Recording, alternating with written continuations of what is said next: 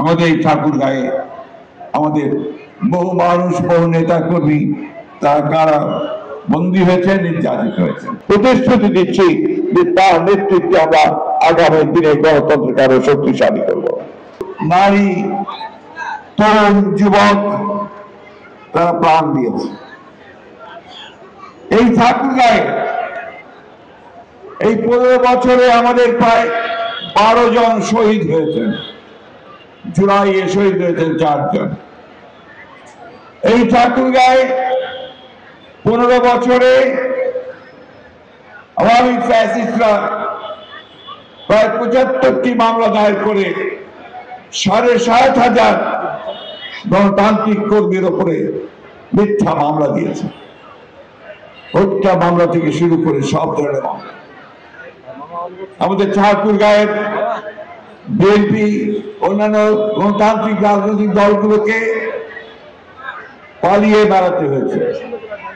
প্রচন্ড শীতে ধান খেতে লুকিয়ে থাকতে হয়েছে এবং চরম নির্যাতনের শিকার হতে হয়েছে।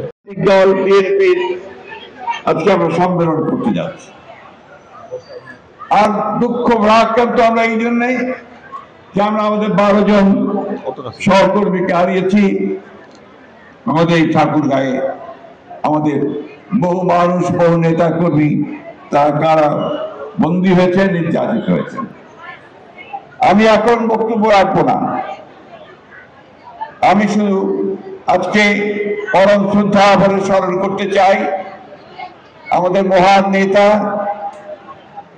স্বাধীনতার ঘোষক, বহুদলীয় গণতন্ত্রের রূপকার এবং আধুনিক বাংলাদেশের রূপকার শহীদ প্রেসিডেন্ট জিয়াউর রহমান সাহেব।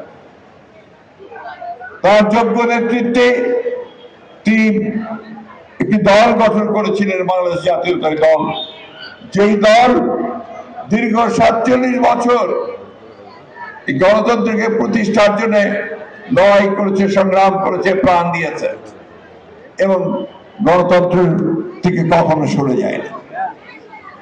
একইভাবে গভীর শ্রদ্ধা জানাই আমাদের সেই মহান নেত্রীকে, যে নেত্রী দীর্ঘ 9 বছর স্বৈরাচারের বিরুদ্ধে সংগ্রাম করে গণতন্ত্রকে ফিরিয়ে এনেছিলেন। আবার দীর্ঘ 15 বছর যিনি ফ্যাসিস্টের বিরুদ্ধে সংগ্রাম করেছেন, একবারের জন্য মাথা নত করেননি সেই মহান নেত্রী, দেশনেত্রী বেগম খালেদা জিয়াকে।